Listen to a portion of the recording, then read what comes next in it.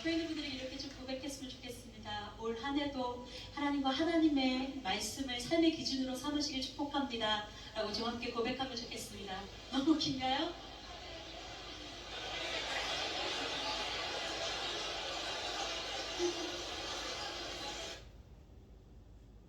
주 사랑 거친 풍랑에도 기쁨 받아서 나를 잠잠케 해. 주 사랑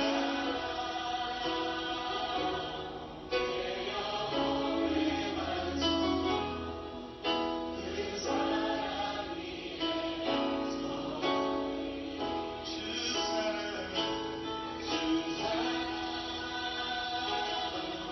거친 풍랑에도 기쁨 받아서 나를 잠잠케 해. 주 사랑 내 영혼의 완성 그 사랑 위에 서리. 내가 주 이상 모든 것 내려놓고 내 주 대신 주 앞에 나가 세상에서 모든 것 내려놓고 주님만 사랑해. 내가 주 이상 모든 것 내려놓고 내가 주 이상을 모든 것 내려놓고 내 주 대신 주 앞에 나가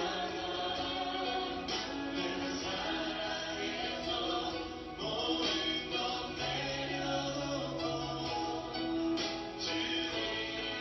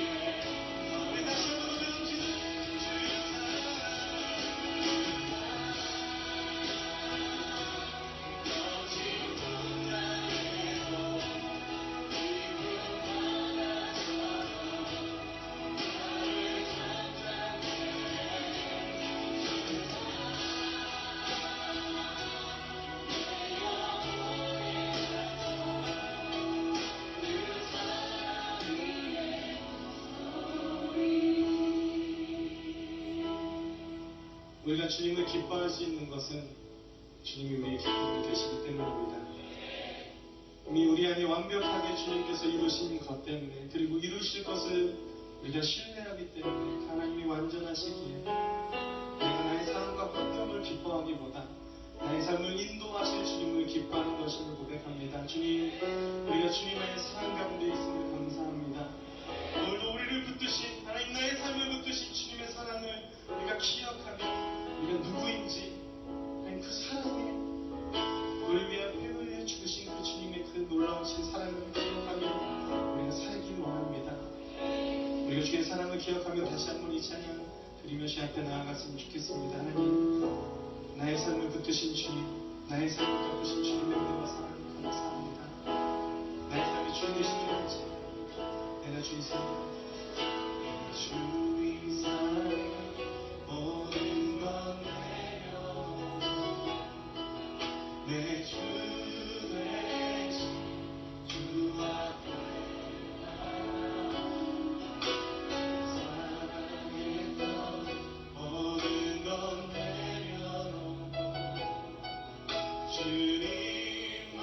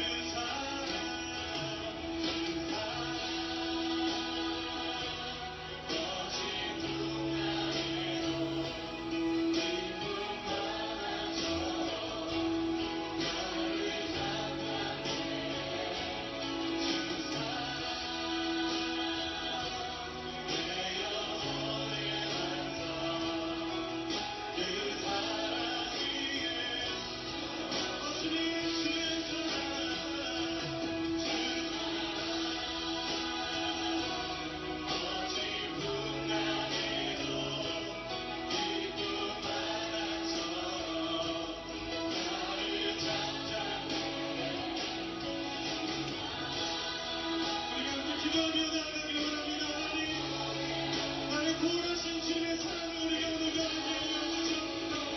하나님, 주님의 사랑 가운데 우리가 나아가게 하여 주시옵소서. 하나님, 우리 삶을 구원하신 주 주님의 사랑 가운데 다같이 살고 하나님 다같이 부르짖는 가운데 하나님 나를 부르시고 하나님 나를 부르신 주님께서 나를 위해 십자가에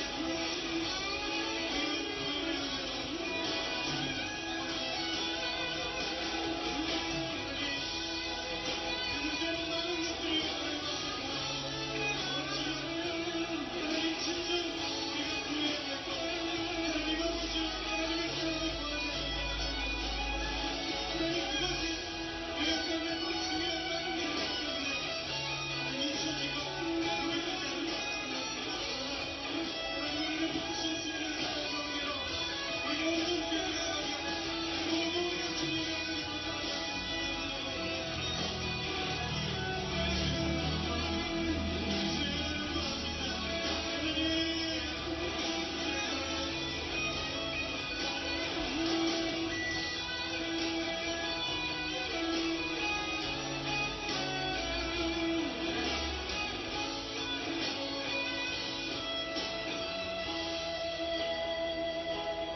주 사랑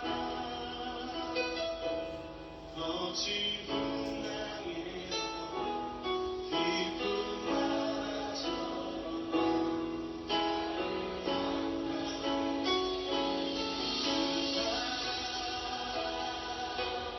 내 영혼의 반석 그 사랑 위에 서리 그 사랑 위에 서리 그 사랑 위에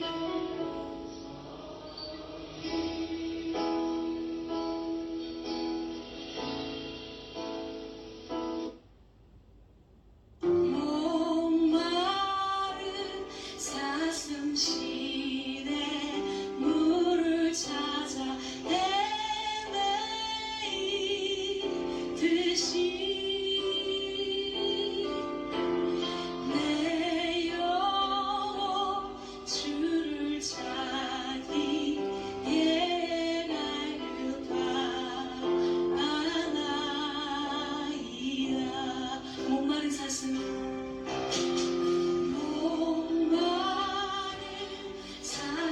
시내 물을 찾아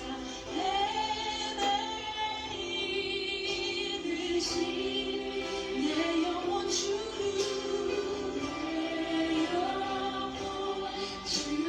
찾기에 달려가나이다. 주님만이 나의 힘 주님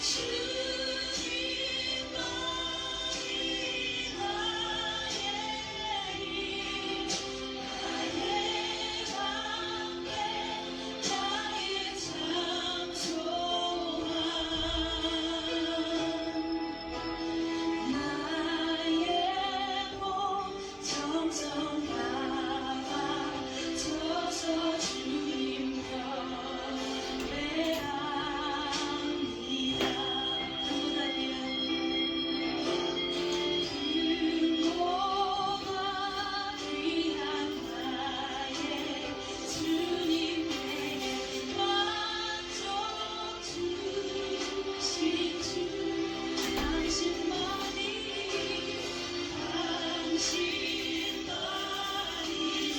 나의 기쁨 또한 나의 창고에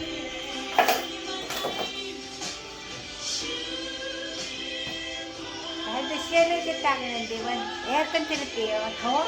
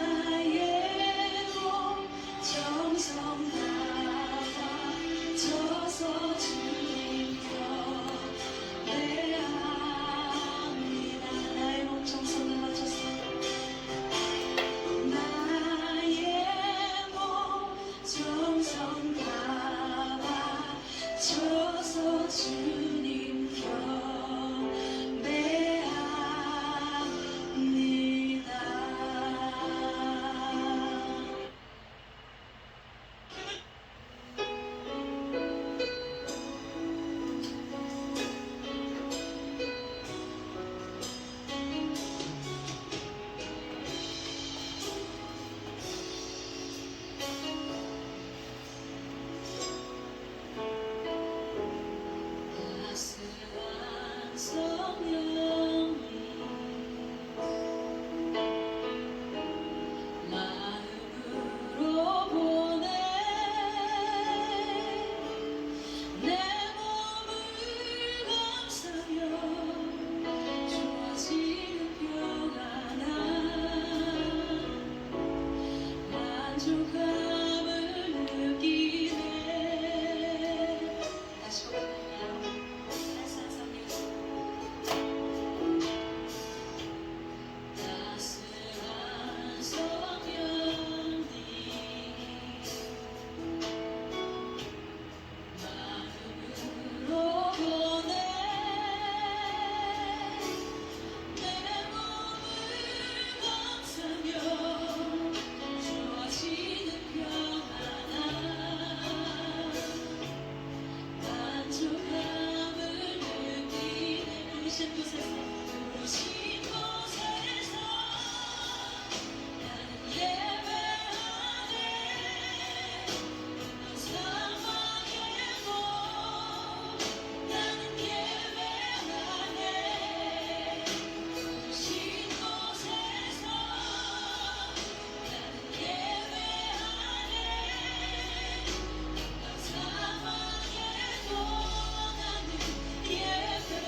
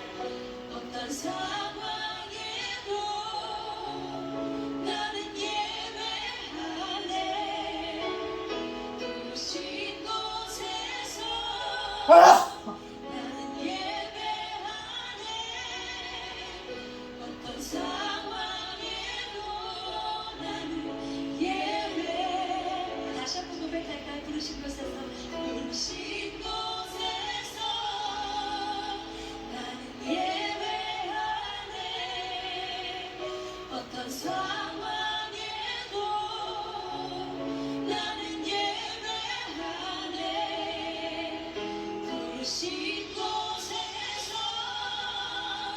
나는 예배하네. 어떤 상황에도 나는 예배, 어떤 상황에도 나는 예배, 어떤 상황에도 나는 예배하네.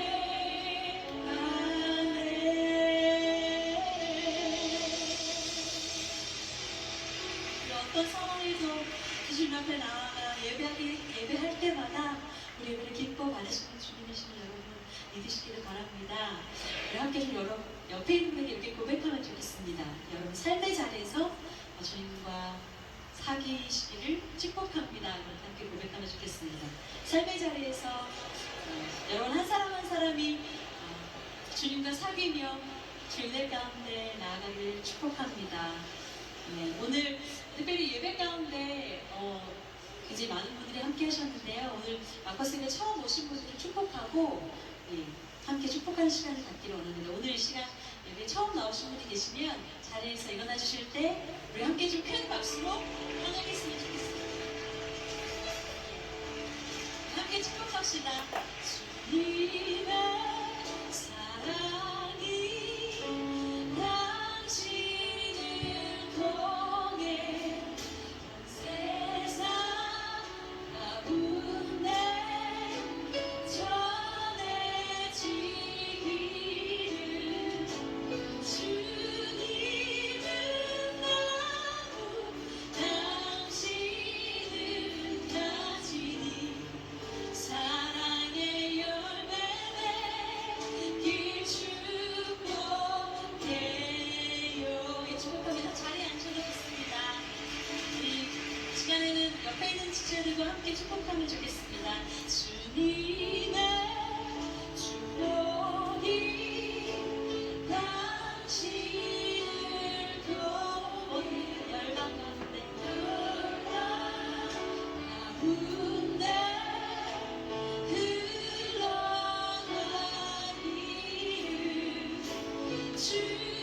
주님은 나무 당신은 가지니 사랑의 열매 맺길 축복해요.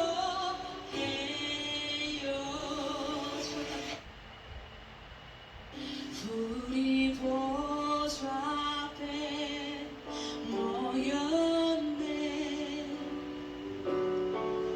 함께 주를 찬양하며 하나님의 사랑 그 아들 주셨네. 그의 피로 우린 구원받았네. 십자가에서 쏟으신 그 사랑 강같이 온 땅에 흘러 하나님과 족속 백성 방언에서 구원받고 경배드리네.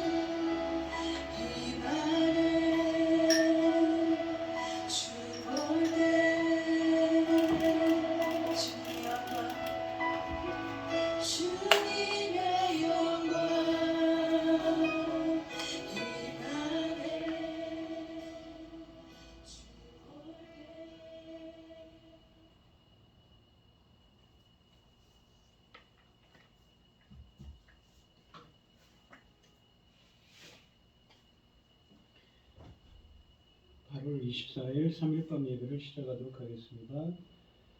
사도신경 하심으로 신앙 고백하시겠습니다.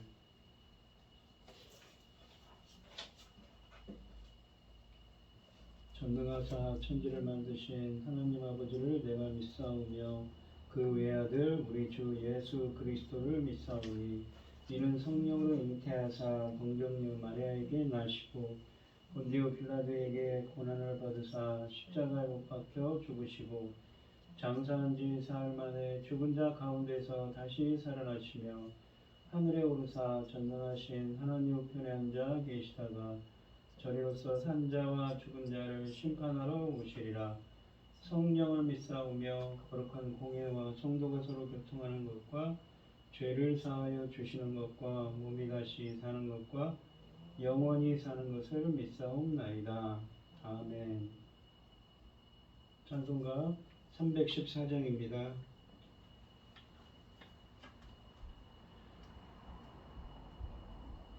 내 구주 예수를 더욱 사랑 엎드려 비는 말 들으소서. 내 진정 소원이 내 구주 예수를 더욱 사랑 더욱 사랑. 이전에 세상 나 기뻤어도 지금 내 기쁨은 오직 예수.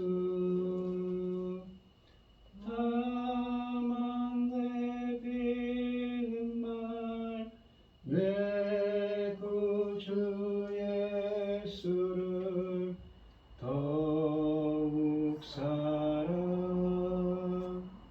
더욱 사랑. 이 세상 떠날 때 찬양하고 숨질 때 하는 말 이것일세. 다만 내 비는 말 내 구주 예수를 더욱 사랑 더욱 사랑.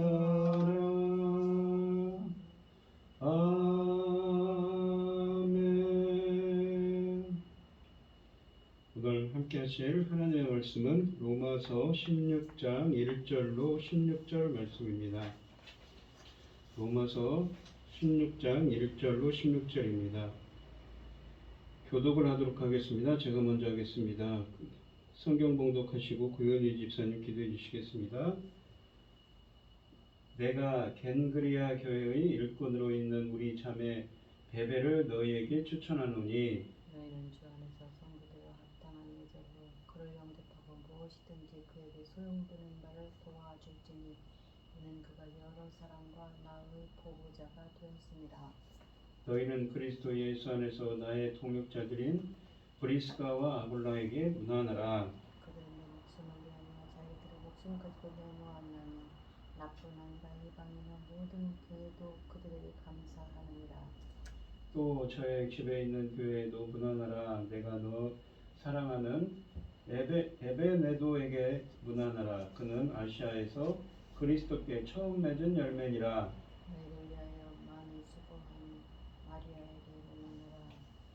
내 친척이요 내가 함께 갇혔던 안드로니고와 유니아에게 문안하라. 그들은 사도들에게 존중이 여겨지고 또한 나보다 먼저 그리스도 안에 있는 자라. 또 주 안에서 내 사랑하는 암벨리아에게 문안하라. 그리스도 안에서 우리의 동역자인 우르바노와 나의 사랑하는 스타구에게 문하노라. 그리스도 안에서 인정함을 받은 아벨에게 문하노라. 아리스토블로 건술에게 문하노라. 내 친척 헤로디온에게 문하노라. 나기수의 가족 중 주 안에 있는 자들에게 문하노라. 주 안에서 수고한 드루베나와 드루보사에게 문하노라. 주 안에서 많이 수고하고 사랑하는 버시에게 문하노라. 주 안에서 택하심을 입은 루퍼와 그의 어머니에게 문하노라. 그의 어머니는 곧 내 어머니니라. 아순그리도와 블레곤과 헤메와 아드로바와 헤마와 허마와 및 그들과 함께 있는 형제들에게 문하노라. 빌롤로고와 율리아와 또 네레오와 그의 자매와 올룸바와 그들과 함께 있는 모든 성도에게 문하노라. 너희가 거룩하게 입맞춤으로 서로 문하노라. 그리스도의 모든 교회가 다 너희에게 문하노니라. 아멘. 여호와께 감사하라. 그는 선하시며 그 인자하심이 영원하니로다. 여호와의 성령을 받은 그들은 이기지 말할지어다. 여호와께 대적의 손에서 그를 성령하사 동서남북 각 지방에서부터 모으셨도다. 그들이 광야 사막길에서 방황하며 거주할 성읍을 찾지 못하고 줄이고 목이 말라 그들의 영혼이 그들을 왕에서 피곤하였도다. 이에 그들이 근심 중에 여호와께 부르짖으며 그들을 고통에서 건지시고 또 바른 길로 인도하사 거주할 성읍에 이르게 하셨도다. 여호와의 인자하심과 인생에게 행하신 그 기적으로 말미암아 그를 찬송할지어다. 천지를 지으신 전능하신 하나님 아버지, 어리석고 부들거리는 저희를 하나님의 자녀 삼으시고 아버지 사랑 가운데 살게 하시니 감사합니다. 이 어지러운 시대에 이 시간 하나님께 예배드릴 수 있도록 인도하셨으니 감사합니다. 전능하신 하나님 아버지의 사랑 없이 어떻게 여기까지 올 수 있었겠습니까? 오직 아버지의 사랑으로 여기까지 인도하셔서 감사합니다. 참으로 감사드립니다. 지금은 주님 오신 지 2022년입니다. 천금 같은 열매를 내려야 되는 때입니다. 이 사명을 위하여 저희 나라를 전장나라를 세우셨습니다. 이 사명 감당하고 어렵게 갈 수 있게 도와주시옵소서. 이러한 중대한 시대에 열매 맺는 사랑하는 정을 단에 세우셨으니 참으로 감사합니다.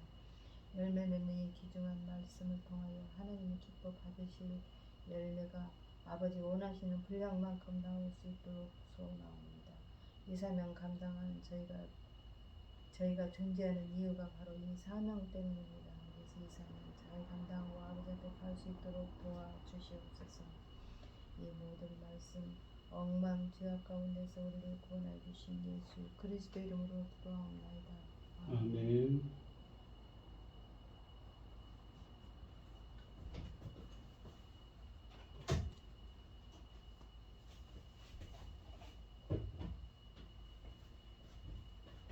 오늘 하나님의 말씀의 제목은 바울의 문안 인사입니다.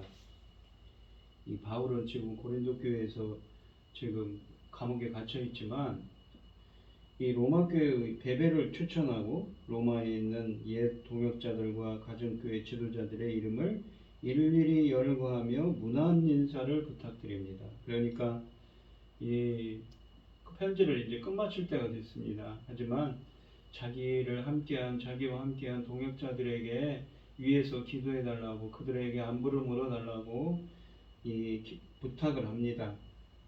1절로 2절 말씀해 보시면 내가 갱그리아 교회 일꾼으로 있는 우리 자매 베베를 너희에게 추천하노니 너희는 주 안에서 성도들의 합당한 예절로 그를 영접하고 무엇이든지 그에게 소용되는 바를 도와줄지니 이는 그가 여러 사람과 나의 보호자가 되었음이라 라고 되어 있습니다. 베베는 일꾼 혹은 집사로 알려졌습니다. 여기서 사용된 헬라어 단어는 디아코노스라는 말입니다. 일꾼이라고 되어 있는데 우리가 보통 집사라고 표현을 하죠. 이는 문자적으로는 집사입니다. 하지만 이런 표현은 그녀가 겐그리아에 있는 지역 교회에서 맡은 어떤 직임을 말하는 것이 아니라 그녀가 섬기는 삶을 살았음을 암시하고 있습니다. 그러니까 그가 겐그리아에 있는 교회에서 섬기는 일을 했다는 것이지요. 베베는 교회에서 대단히 존경받고 있었습니다. 교회의 일꾼이라는 말이 이를 암시하고 있지요. 더욱이 바울이 특별히 로마 사람들에게 그녀를 칭찬하고 있기 때문에 그녀가 이 편지를 고린도에서 로마로 전달하였을 것이라고 많은 학자들은 그렇게 주장을 합니다. 바울은 로마의 친구들 가운데 9명의 여자 이름을 거론합니다. 이 16장에서 말이죠. 그들을 모두 동역자로 부르고 있습니다. 2절은 1절에 이 추천하다라는 동사의 목적격들이 나옵니다. 그러니까 바울이 베베를 추천한 목적은 두 가지로 2절에서 설명합니다. 하나는 로마 기독교인들이 주 안에서 성도들의 합당한 예절로 그녀를 영접하라는 것이고, 다른 하나는 무엇이든지 그녀에게 소용되는 바를 도와주라는 것입니다. 영접하다는 것은 공동체 교제 모임에 환영하는 것을 포함하여 잠자는 것, 그 숙박과 음식 등과 같은 것을 얻도록 도와주는 것을 뜻합니다.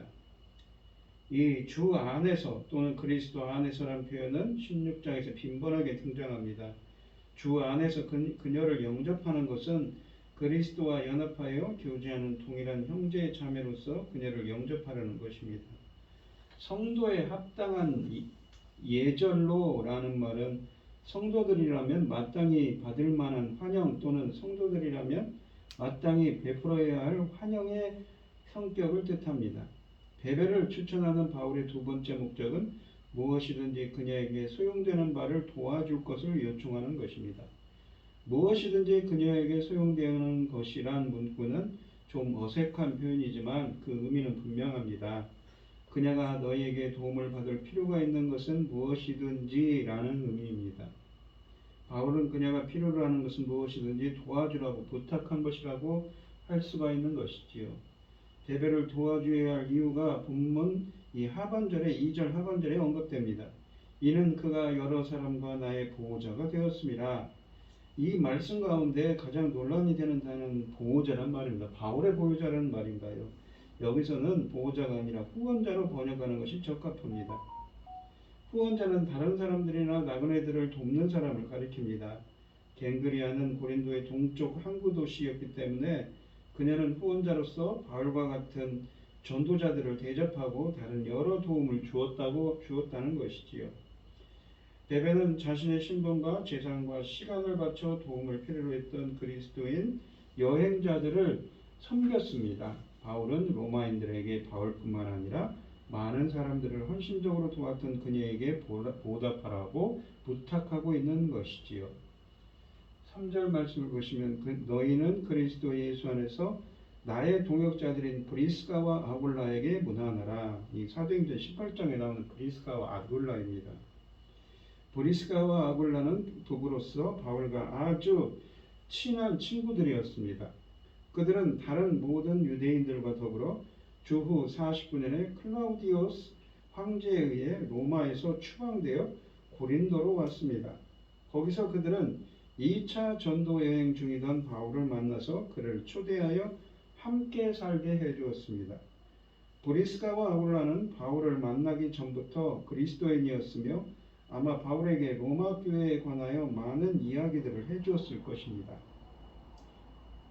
바울처럼 브리스가와 아굴라도 선교사들이었으며 그들은 모두 장막 만드는 일을 했습니다. 그들은 바울이 고린도를 떠날 때 그와 함께 하였으며 바울이 에베소서에 도착했을 때 거기 머물면서 그곳 신자들을 돕기로 결심했다고 사도행전 18장 19절에 나와 있습니다. 브리스가와 아굴라는 강력한 설교자 아볼로에게 복음에 대해 설명하는 일을 도왔습니다. 아마 바울이 3차 전도여행 중에 에베소에 당도했을 때 거기서 이들과 함께 머물렀을 것입니다. 그리고는 어느 때인가 이 유대인들이 로마로 돌아오는 일이 허락되자 클라우디우스 황제가 유대인들을 로마에서 추방하려는 칙령을 반포한 지 5년 만에 이 클라우디우스 황제가 죽었기 때문에 많은 사람들이 돌아올 수 있었습니다. 그들은 로마로 다시 돌아갔을 것입니다. 후에 그들은 다시 에베소로 방문했다고 디모데후서 4장 19절에 쓰여져 있습니다. 브리스가와 아굴라는 무대 뒤에서 훌륭하게 사역을 수행한 부부였습니다. 그들의 그 도구는 환대였고 우정이었으며 1:1 가르침이었습니다. 그들은 공적인 설교자가 아닌 사적인 전도자들이었습니다. 소수의 로마 성도들을 위해 그들의 집은 교회의 모임 정도로 사용되고 있었습니다. 5절 말씀이 나옵니다. 브리스가와 아굴라는 우리에게도 그리스도를 섬기는데 부부가 함께 무슨 일을 할 수 있는지를 보여주는 고무적인 하나의 모델이 되고 있습니다. 4절에 보시면 그들은 내 목숨을 위하여 자기들의 목까지도 내놓았나니, 그들이 누굽니까? 브리스가와 아굴라 부부죠. 나뿐만 아니라 이방인의 모든 교회도 그들에게 감사하느니라 라고 되어 있습니다. 본문은 새로운 문장이 아니고 관계사를 통하여 3절과 연결되어 있습니다. 그래서 그들은 3절에 언급된 브리스가와 아굴라를 지칭합니다. 그들은 바울 사도의 목숨을 위해 자기의 목이라도 내어놓았습니다. 목을 내어놓다는 용어는 이 도끼로 내려칠 수 있도록 목을 바닥에 내려놓는 행위를 묘사하지만 이 본문에서는 자신의 목숨을 걸었다는 은유적인 의미로 사용되었습니다. 바울이 어떤 상황을 염두에 둔 것인지 분명하지는 않지만 에베소에서 폭동이 일어났을 때, 사도행전 19장 23절로 40절에 있는 폭동이 일어났을 때 그들이 바울의 목숨을 위해 생명을 걸었을 가능성도 있습니다. 아니면 본문에서 바울은 사도행전에서 보도되지 않은 어떤 사건을 지칭할 수도 있습니다. 하지만 중요한 것은 그들이 바울을 위해서 그들의 목숨까지 내건 일이 있었다는 사실입니다.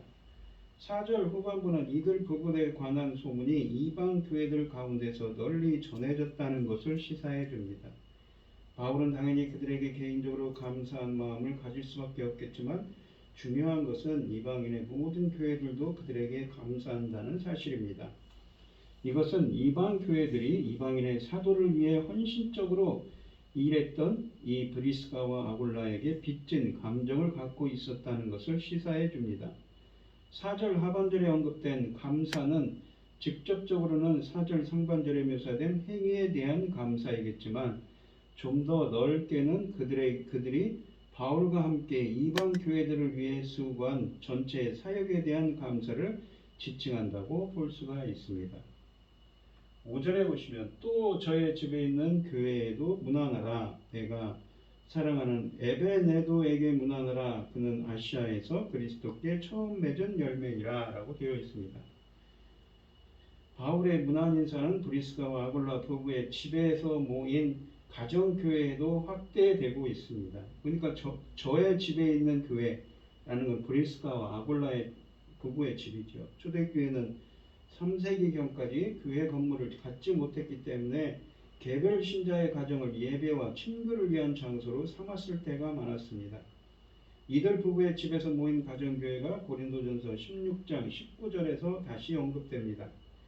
바울은 또한 에베네도에게 문안합니다. 에베네도는 신약 다른 곳에서 전혀 언급되지 않는 인물입니다.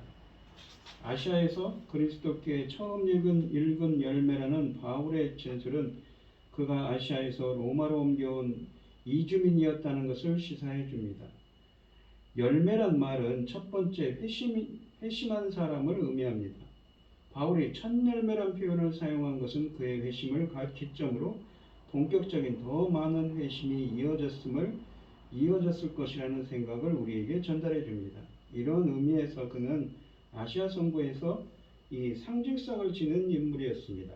또한 바울의 문안 인사 명단에서 그가 브리스가와 아굴라 부부 뒤에 곧바로 언급된 것은 에베네도가 그들의 복음 사역을 통해서 믿음을 갖게 되었으며 그들과 함께 로마로 돌아왔기 때문일 수도 있다고 많은 학자들은 이야기를 합니다. 바울은 그를 나의 사랑하는 자로 부릅니다. 에베네도가 바울에게 소중한 인물이었다는 의미에서 그것은 친밀한 개인 관계를 나타내는 표현이었습니다. 6절 말씀을 보시면 너희를 위하여 많이 수고한 마리아에게 문안하라. 다음 문안 인사 대상은 마리아입니다. 마리아라는 이름은 특별히 유대인 여성들이 흔하게 신약 성경에도 5번, 6번, 5, 6회 정도 등장하는 이름입니다. 본문에 등장하는 이 수고하다라는 동사는 선교 사역뿐만 아니라 공동체의 유익을 위해 모든 사역에 사용될 수 있는 일반적인 용어입니다. 마리아는 아마도 갓 시작한 교회의 필요들을 알아서 챙기고 모임을 위해 시간과 노력을 아끼지 않았던 것으로 보입니다. 7절에 보시면 내 친척이요 나와 함께 갇혔던 안드로니고와 유니아에게 문안하라. 그들은 사도들에게 존중이 여겨지고 또한 나보다 먼저 그리스도 안에 있는 자라. 바울은 이제 두 동료 유대인들이 또한 나보다 먼저 그리스도 안에 있는 자라 라고 되어 있습니다. 바울은 이제 두 동료 유대인들 안드로니고와 유니아에게 인사를 합니다. 그들은 바울의 친척들로 묘사됩니다. 친척이라는 이 용어는 문자적으로 혈육의 이 친척을 뜻할 수도 있고 또는 동족 유대인들을 가리킬 수도 있습니다. 바울은 이미 이 로마서 9장 3절에서 동일한 용어를 가지고 이미 동족 유대인들을 지칭할 때 사용했기 때문에 본문에서도 같은 의미로 사용된 것이 분명합니다. 바울 사도는 이들을 나와 함께 갇혔던 자들로 묘사합니다. 이 문구는 복음 사역에 붙잡힌 자들이란 은유적 의미를 나타내기보다 복음을 위해 바울처럼 감옥에 갇힌 사실을 표현해 줍니다. 이들에 대한 바울의 묘사 중에 가장 주목할 만한 것은 본문 하반절에 언급됩니다. 그들은 사도들에게 존중이 여겨지고 라는 말입니다. 이 문구에서 이 존중이 라는 말이 에피세모스라는 헬라어인데 유명한, 탁월한, 뛰어난 이라는 의미입니다. 이 문자적으로 이 문장을 번역하면 사도들 중에서 유명한 자들이라는 것을 의미합니다.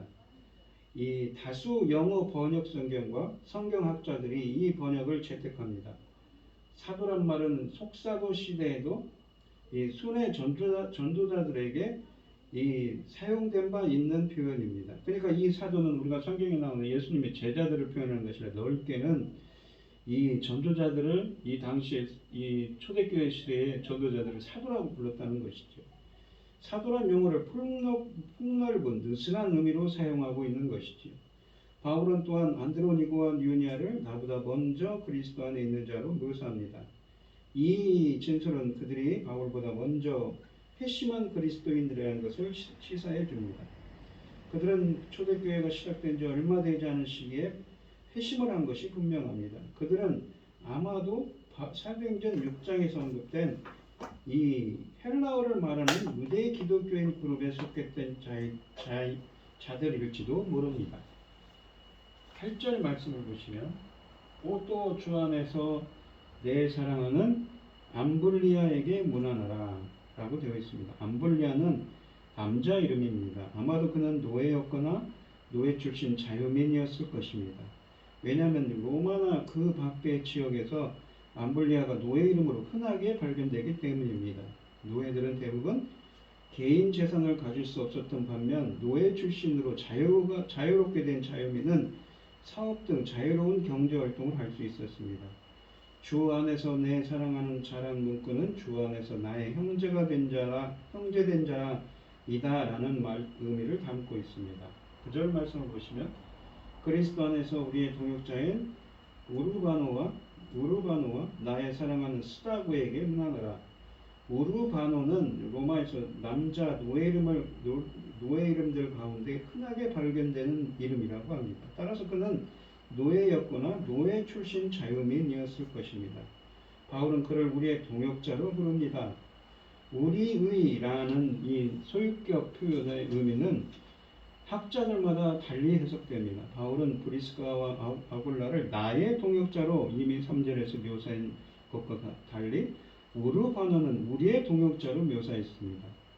그리스도를 위해 일하는 모든 사역자들을 일반적으로 지칭한 용어로 보아야 합니다.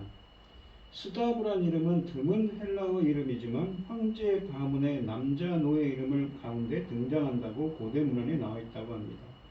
따라서 그는 노예였거나 노예 출신 자유민이었을 것입니다. 신약에서는 그와 관한 다른 정보는 없습니다. 바울에게 소중한 그리스도인 형제였던 것 같습니다. 10절에 보시면 그리스도 안에서 인정함을 받은 아벨레에게 문안하라. 아리스토블로의 권속에게 문하라라고 되어 있습니다.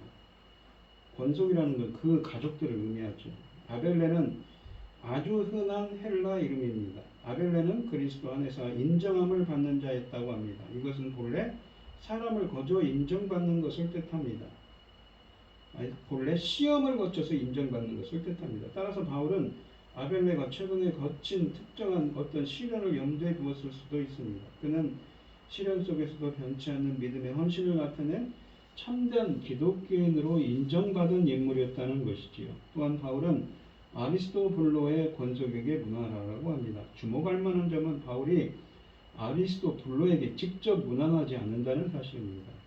헬라어 문구를 이 문자적으로 번역하면 아리스토블로 권속 중에 있는 자들을, 그러니까 아리스토블로의 집안 중에 있는 자들을 문안하라는 뜻입니다.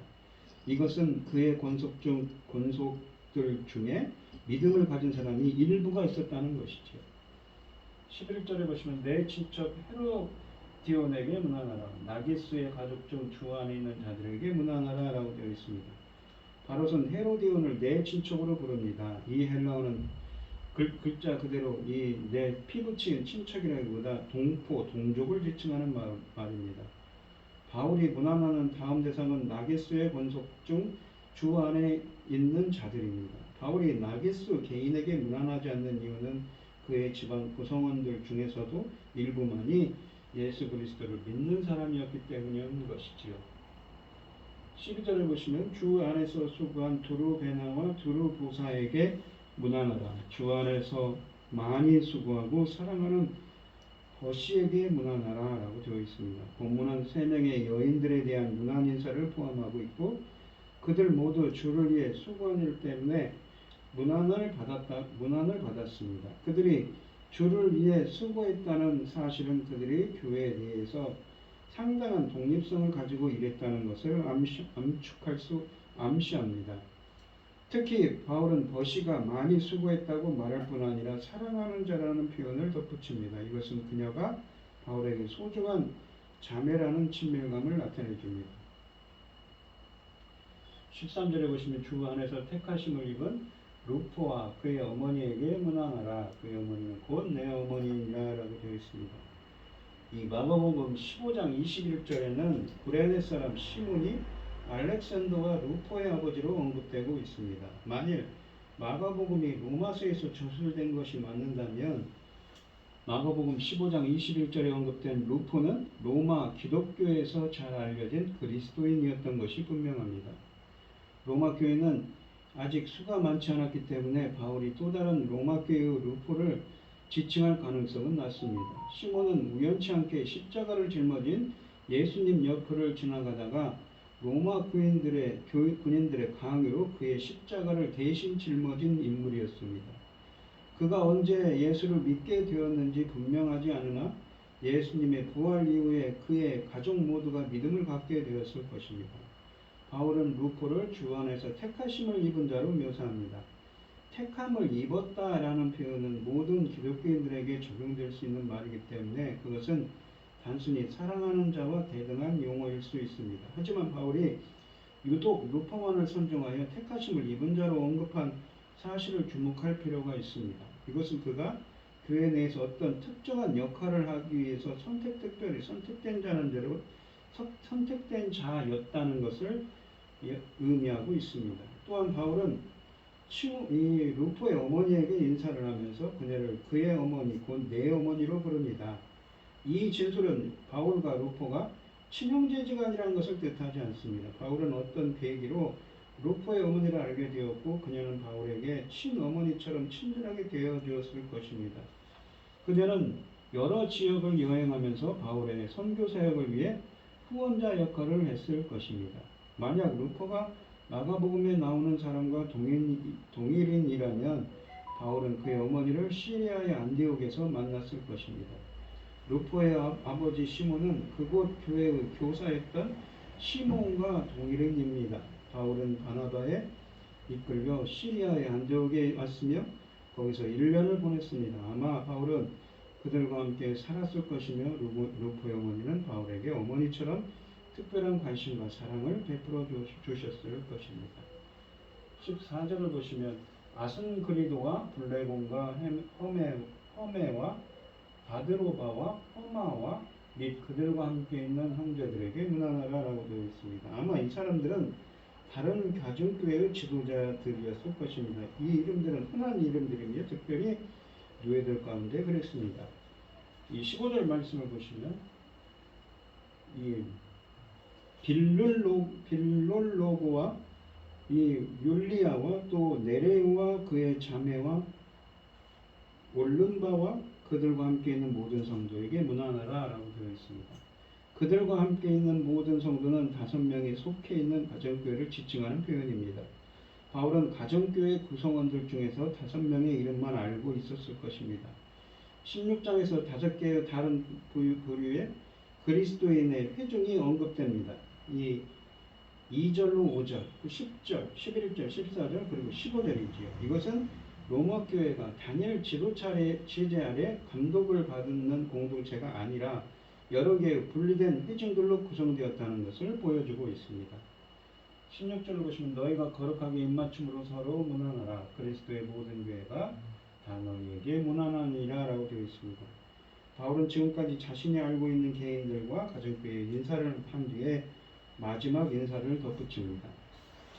너희가 거룩한 입맞춤으로 서로 문안하라. 입맞춤이라는 것은 고대 근동지방에서 인사할 때나 헤어질 때 존경과 사랑을 표현하는 사회적인 관습이었습니다.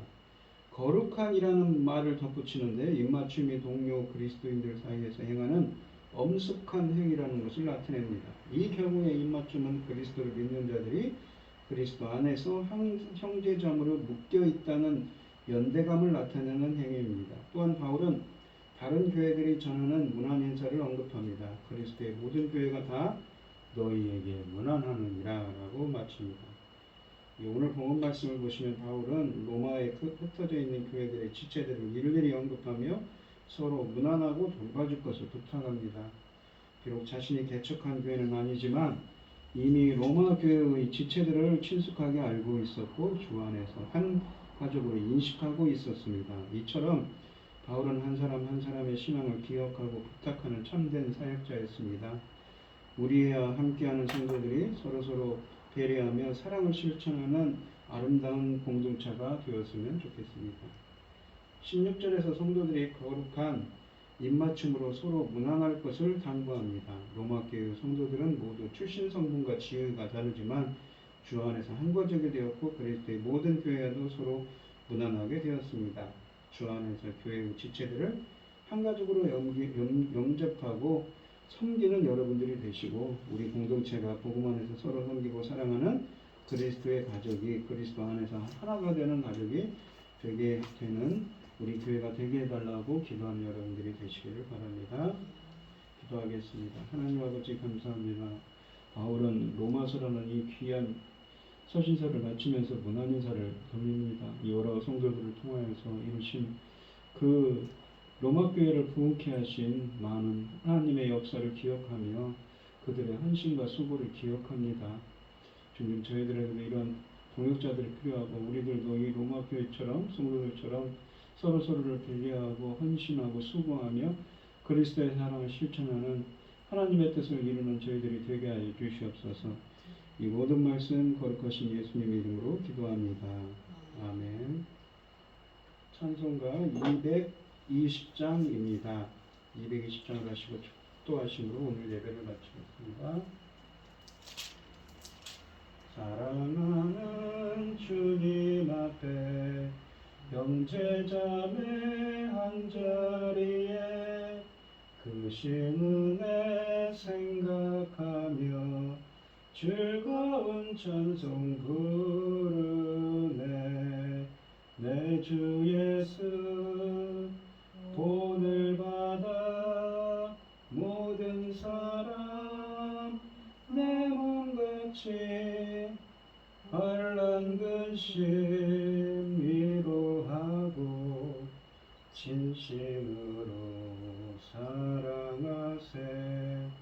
사랑하는 주님 앞에 온갖 충성 다 바쳐서 괴로우나 즐거우나 주님만 힘써 섬기네. 우리 주님 거룩한 성 제자들의 발을 씻어 남 섬기는 종의 도를 몸소 행해 보이셨네. 사랑하는 주님 예수 같은 주로 섬기나니 한 피바다 한 몸 이룬 형제여 친구들이여 한 몸같이 친밀하고 마음으로 하나 되어 우리 주님 크신 뜻을 지성으로 준행하세. 아멘. 이제는 주 예수 그리스도의 은혜와 하나님의 극진하신 사랑과 성령의 교통하심이 성도들 머리머리 위에 이제로부터 영원히 함께 있을지어다. 아멘.